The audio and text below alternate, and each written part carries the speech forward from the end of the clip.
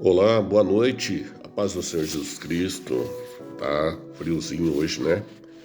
Essa terça-feira, aliás, essa quinta-feira, né? Tô um pouco atrasado. Mas a gente quando olha ao nosso redor, ao nosso derredor, vê todas as oportunidades que nós temos de ser feliz mesmo no meio de conturbações, de lutas, problemas, dificuldades, buscando respaldo na palavra de Deus, a gente encontra a resposta para todos os anseios do nosso coração. Eu estou aqui com dois momentos, uma na vida, na vida do profeta Jeremias e outro na vida de Moisés. Moisés foi um homem escolhido por Deus para uma finalidade específica, que era tirar o povo do jugo da servidão egípcia, povo de Deus, e conduzi-los até a Canaã. E Deus precisava preparar Moisés. E olha, já vou adiantar algo aqui para você. A preparação de Deus para os seus propósitos é o que nós conhecemos por processos. E os processos de Deus para alcançar aquele objetivo, né? Segundo o seu propósito, muitas vezes choca de frente com o nosso modo de ver e pensar. Deus permite que Moisés escape do assassinato em massa que aconteceu com as criancinhas de 2 anos para baixo no Egito. Posteriormente, algo similar aconteceu nos dias de Jesus. Os pais de Jesus tiveram que fugir para o Egito para não morrerem. E lá, Moisés estava no Egito e só não morreu porque Deus orientou a sua mamãe que ela fizesse algo e Deus estava no negócio. E Moisés foi criado pela própria irmã de Faraó. E foi educado ali com todas as artes, conhecimentos e ciências do Egito. Passaram-se 40 anos. Um dia, quando Deus falou, agora começo a trabalhar o meu propósito na vida desse homem, Deus permite que aconteça lá algo que era um propósito dele. Moisés teve que fugir. Moisés fugiu para o deserto. Meu Deus. E pode ter certeza, o lugar de preparação preferido de Deus para com a vida de qualquer servo seu é no deserto. Na privação, para ensinar aquele futuro líder a confiar somente no que Deus pode fazer. Moisés um dia estava ali, pastoreando as ovelhas do seu sogro.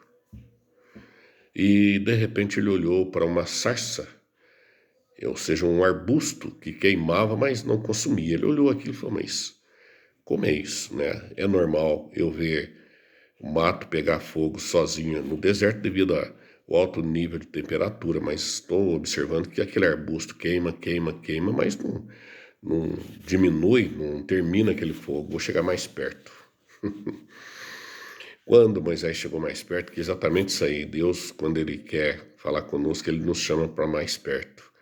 Pode ser isso que está acontecendo com você e pode ser isso que está acontecendo comigo também. Quando Moisés se aproxima daquele arbusto, uma voz diz assim, tire as alparcas dos teus pés, porque o lugar onde tu estás pisando é terra santa. Meu Deus, foi a manifestação de Deus. Então, entenda, todo o nosso modo de ser, pensar ou agir, a maioria das vezes não anda em conformidade com a vontade de Deus, mas Deus sabe como remover tudo aquilo que ainda é obstáculo em nossa vida para que Ele possa acentuar o seu propósito. E a partir daquele dia, Moisés começou a ter experiências com Deus. Aí Deus fala para ele, agora você vai para o Egito, tá? E você vai tirar o meu povo de lá. É uma promessa que eu fiz. E aí se passaram mais 40 anos. Estava Moisés então com 80 anos de idade. Parou para pensar? Com 40 ele fugiu, preparado com as ciências do Egito. desaprendeu tudo que aprendeu, né? Porque tem até um adágio bastante popular aqui na nossa terra, em Minas Gerais, que diz que uma enxada que não é usada, ela engrossa o corte e precisa ser afiada. Então, muitas vezes, os propósitos de Deus, volto a dizer, chocam com nossos pensamentos equivocados, nossos desejos, nossas pretensões, e aí Deus trabalha da maneira que Ele quer em nossa vida, para que exatamente suceda tudo conforme Ele planejou. E aí discorre tudo o que aconteceu com Moisés. Ele vai, fala com Faraó, opera sinais miraculosos aí através da vontade e ordenança de Deus. Faraó libera o povo para sair, para ir para Canaã. Mas no percurso, poucos dias antes de entrar na terra prometida, devido a 2 momentos no ministério de Moisés que Deus disse, olha, vou dizer uma coisa para você, tu vais olhar a terra de longe, mas tu não vai entrar nela. Por causa do quê? Por causa de 2 atos. Moisés, ao invés de falar com a rocha, ele bateu na rocha. E a rocha aqui tipifica o próprio Senhor Jesus Cristo. Depois, quando ele fica irado, quando vê o povo totalmente desviado, né?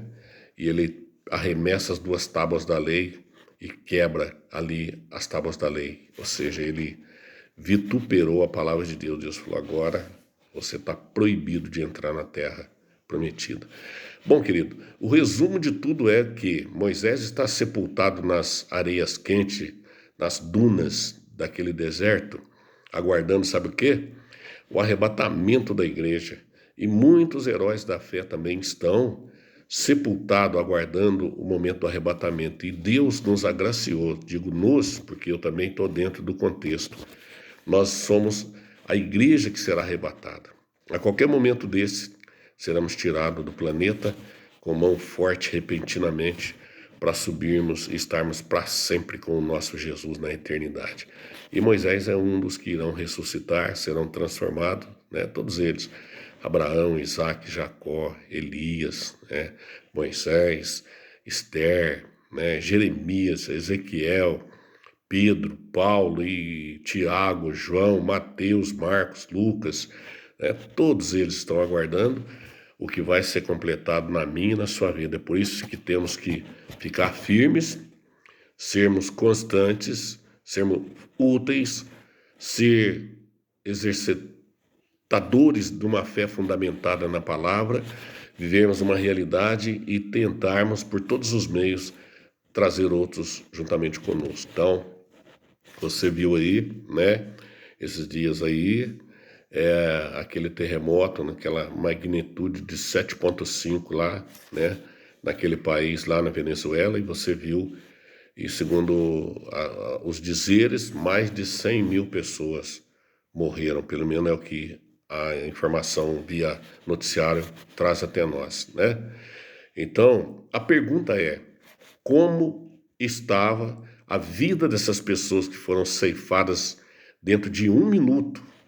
1 minuto apenas de abalo sísmico foi suficiente para causar toda aquela destruição e matar muitas pessoas. Então, a pergunta que eu faço é essa: como será que estava a vida espiritual deles? Como eles estavam com Deus? E nesse momento eu volto essa pergunta para mim e para você. Como está a nossa vida, a minha, a sua, né?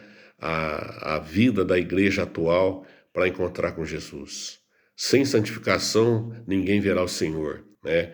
O salário do pecado é a morte, mas o dom gratuito de Deus é a vida eterna por Cristo Jesus, nosso Senhor. Então, meu amigo, vigilância, vida de oração, fugir da aparência do mal, alimentar com a palavra de Deus, lendo a palavra, ouvindo a palavra, cantando a palavra. Isso tudo vai nos criando uma blindagem e principalmente uma preparação constante para que a qualquer momento sejamos arrebatados. Então, pensa nisso, nós estamos a qualquer momento desses adentrar Canaã celestial. Nós vamos ser arrebatados e vamos estar para sempre com o nosso Salvador na glória eterna. Deus te abençoe. Uma ótima noite, uma ótima madrugada, um ótimo manhã para você e que a paz de nosso Senhor Jesus Cristo encha o teu coração, em nome de Jesus.